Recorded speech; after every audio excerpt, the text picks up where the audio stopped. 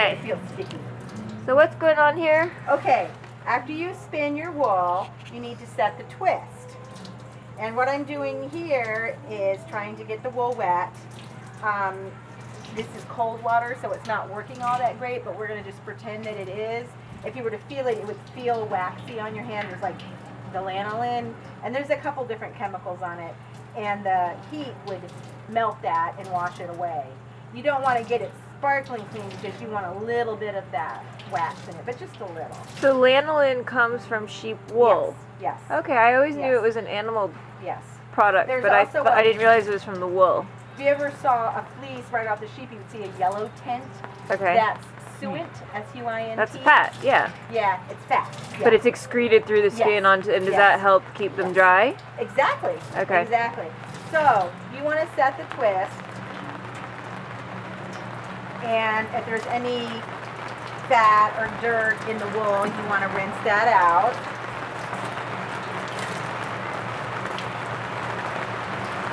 And how long does that usually take? I usually this is finished yarn. I knew the fiber that I was spinning is already clean, so I'm just like getting any dirt that it might have picked up while I was spinning it, any dye that didn't get washed out when the little fibers were dyeing. Like I said, I would usually use warm water. Now I'm just trying to get anything that I don't want in there out. I spun it in a dusty space.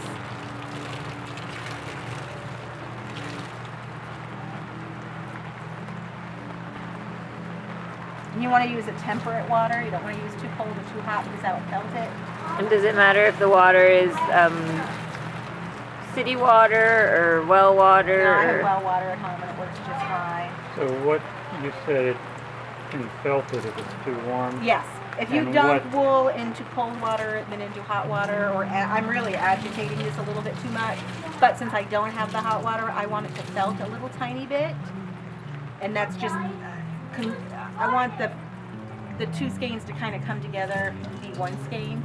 And be one. What is felting? What does that mean? Felting is when your wool fibers stick together. Because wool on a microscopic level is like little Velcro. Like little hooks. Yes, that's why your wool sweaters felt when you throw them in the washer in the dryer. You've got two extremes, and that closes up those fibers. Now, if I was home, I would wash it with the warm water. I would rinse it again, put a little hair conditioner in it to make it soft, because it's hair, you know. But in the final rinse of washing it with soap, I'd put a little vinegar in it. Just vinegar cuts the soap. Okay. And there's a little odor, but as it dries, it goes away. You're fine. And why do you want the soap to be cut? Because you don't want soap in your wool after you've cleaned it. So it just helps it get rid of it Get the more last easily. bit of soap. So this is pretty wet, pretty clean. Smells nice and lavendery from the soap. And now I want to get some of this out.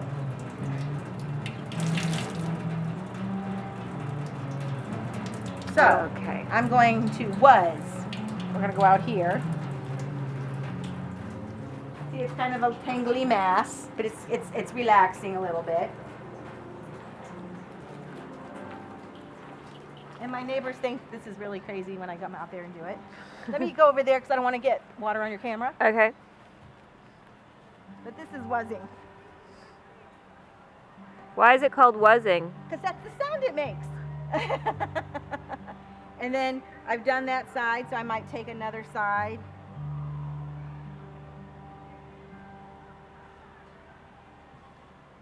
I'm getting the water out, but I'm also aligning. I'm doing like the centrifuge that we talked about. Okay, so you're lining up the fibers. See the difference already? Yeah. I turned the water off. Thank you.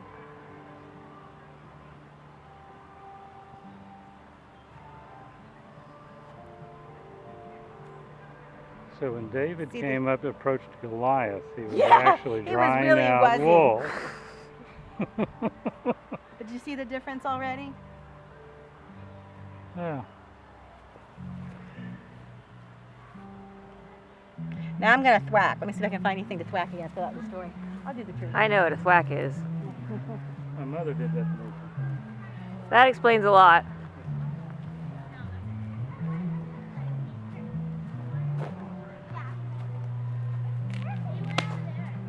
Take that. And that gets more of the water out, and it shocks the fiber into being more. You're gonna get wet. I'm thwacking wool. All right. See the difference? It looks fluffier. Now, not all yarns do this, but wool, cotton, you don't really have to do it to silk so much, but with blends I have. You can feel that it's still wet, but but see how the fibers beautiful. have evened out a little bit, Mm-hmm. and then I didn't have my skein maker with me, so the skein's a little wild. So how long did that take from start to finish? Or to now? Guess it's still gotta dry. I spun it, gosh, maybe 2.5 hours, the 2 bobbins, because it's such a chunky yarn. Mm-hmm. And then it took me 20 minutes to ply it. And if you were to sell that, what would it be worth? Depending on your market, anywhere from $35 to $65. Okay.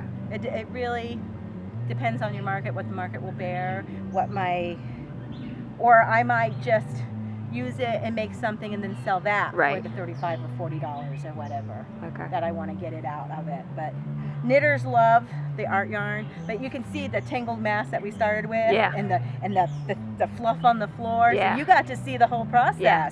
So there it is. And when it dries, it'll be nice and fluffy. It's beautiful. And what I usually do is I hang it on a hanger, a clothes hanger like this, and that stretches it out a little bit more to keep it.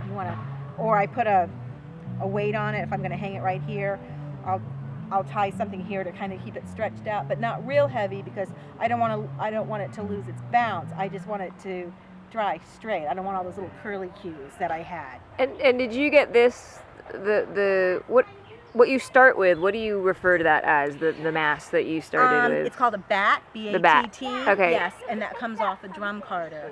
And in the drum carder, I can put all kinds of things into it and make it I want. I have my So you drum make carder. a mix. Yes. I have my drum carder here today. If Okay. you want to see me Yeah, do yeah. it, I can try to convince my husband to go get it out of the car for me. Oh, I had a question.